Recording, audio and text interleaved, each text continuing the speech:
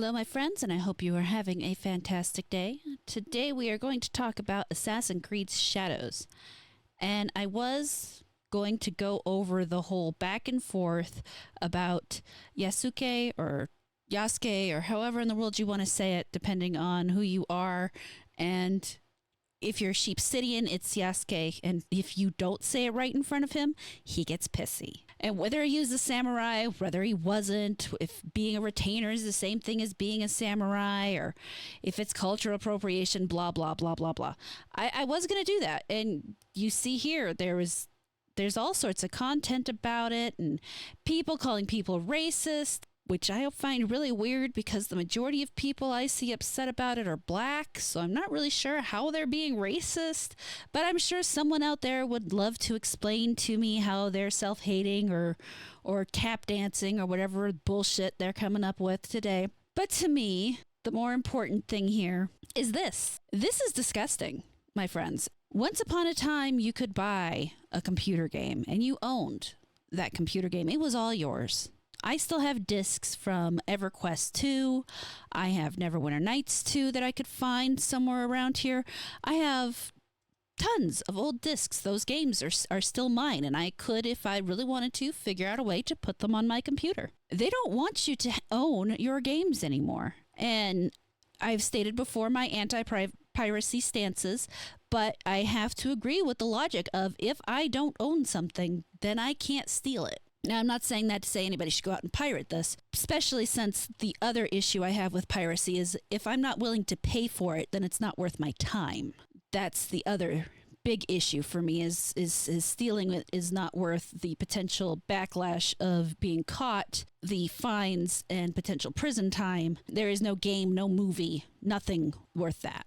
But so here you see 4 potential tiers. You have the standard edition of $70, which gives you the base game. It says the base game, experience an epic historical action-adventure story set in feudal Japan. Become a lethal shinobi assassin and a powerful legendary samurai as you explore a beautiful open world in a time of chaos. Switch seamlessly between 2 unlikely allies as you discover their common destiny and usher in a new era for Japan. And then there's the pre-order bonus. Pre-order now to get Assassin's Creed Shadow bonus quest. Thrown to the dogs. Okay, great. Whatever. For $109.99, for $110, you get the previous 2 items plus the season pass. The idea of a season pass in a fucking single-player game drives me up the wall. Firmly believe one of the reasons I didn't finish Final Fantasy 15 was because I started seeing season passes. And I'm like, what's this? I bought a single player game. I didn't buy something that should be constantly selling me shit. But the season pass. The Assassin's Creed Shadows season pass includes a bonus quest on day 1 with additional unlockable content as well as 2 upcoming expansions. So that's another, $40? No. Yeah, $40. That's another $40. And you get expansions. So does that mean they're going to sell those expansions for $20 each later or less? That's scary. And then you get 3 days early access. So you get to play 3 days early. You're paying an additional $40 to play 3 days early. Great.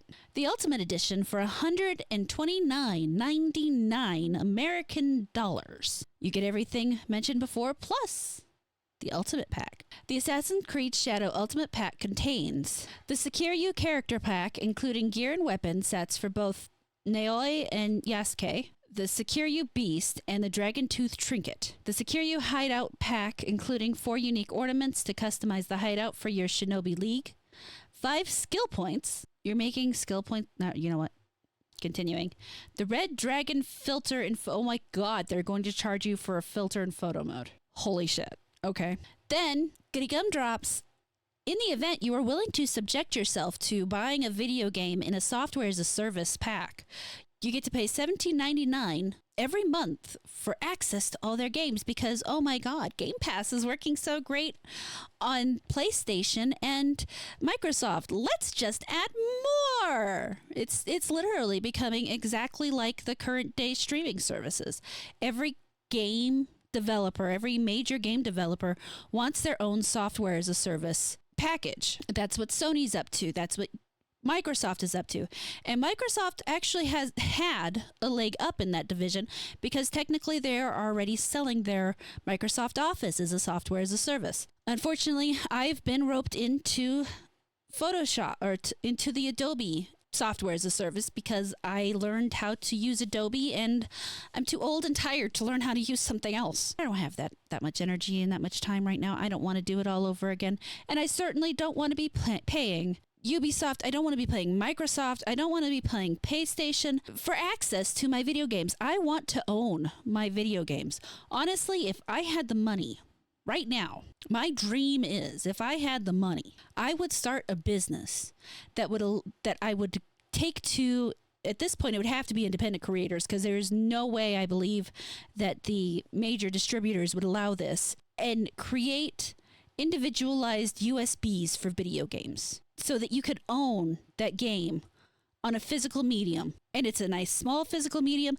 If I had the printing, I could, you could do all sorts of really cool little USB cases. They could be different shapes, different sizes.